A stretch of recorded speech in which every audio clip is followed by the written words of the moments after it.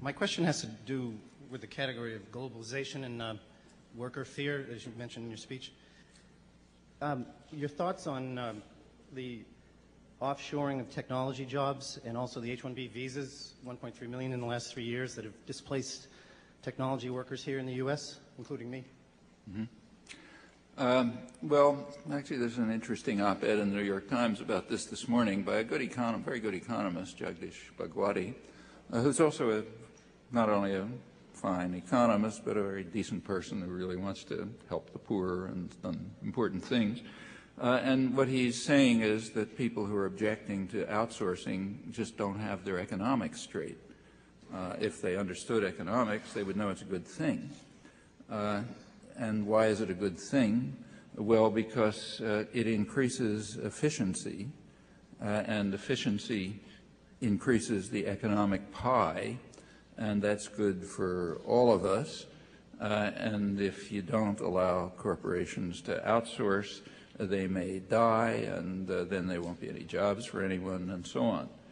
Well, and then he says, we have a very innovative society, so we should be able to develop means of overcoming this. Well, everything he says is true in some abstract model of the international economy, which has absolutely no resemblance to reality. But in that model, it's true, and you can probably prove a theorem about it. In the actual economy, it's very innovative, but not because of private enterprise. It's innovative, yes, because of massive state intervention, exactly what's blocked for everyone else by the so-called globalization rules. So we're going to do it because we do anything we like, but others can't do it. Furthermore, that's the whole history of the modern world. That's why India was a disaster and Britain became rich. It's because of those relationships. And so it goes. So in the real world, yes, we're innovative, but not for his reasons. Furthermore, even on his own terms, objecting to let's take this abstract model that he's talking about. Suppose that corporations die in the United States. Well, it just means they're inefficient.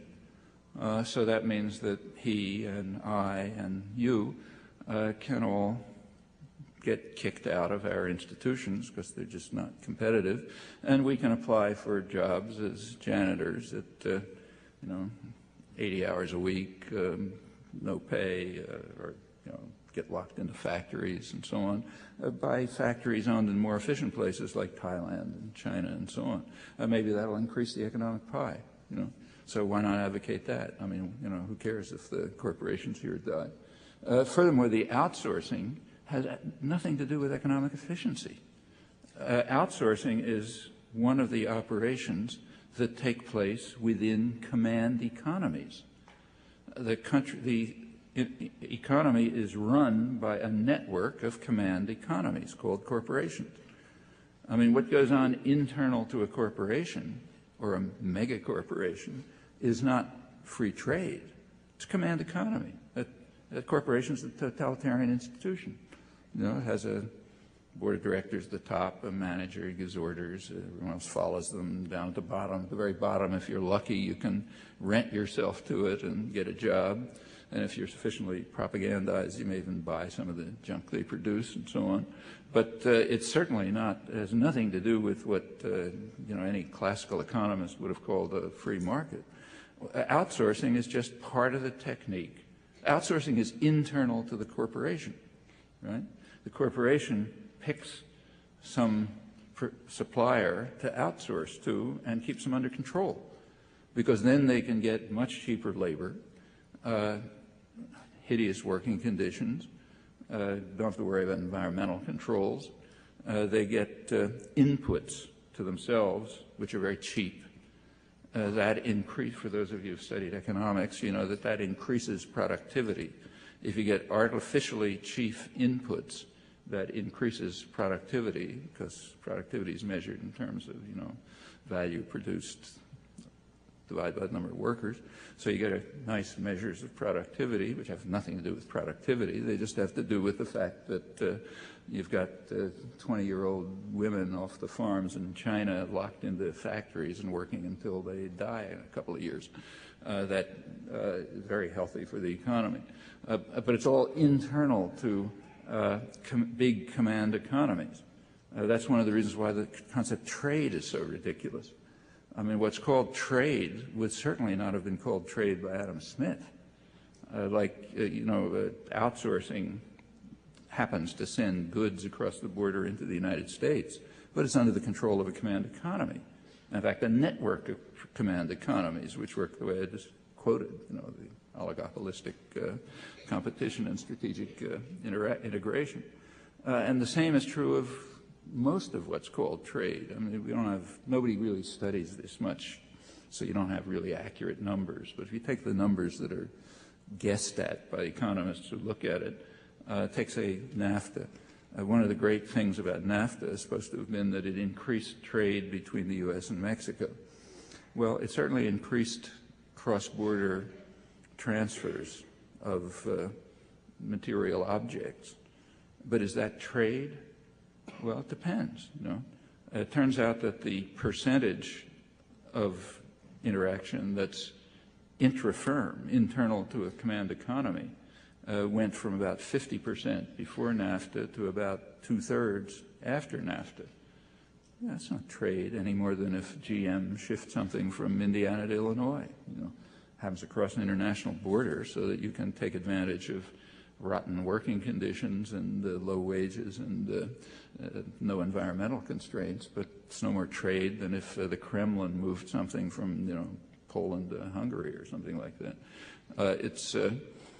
And in fact, it's very possible, if anybody ever bothered to study it, that actual trade has even declined since NAFTA. I mean, nobody studies it because it's the wrong questions to ask in the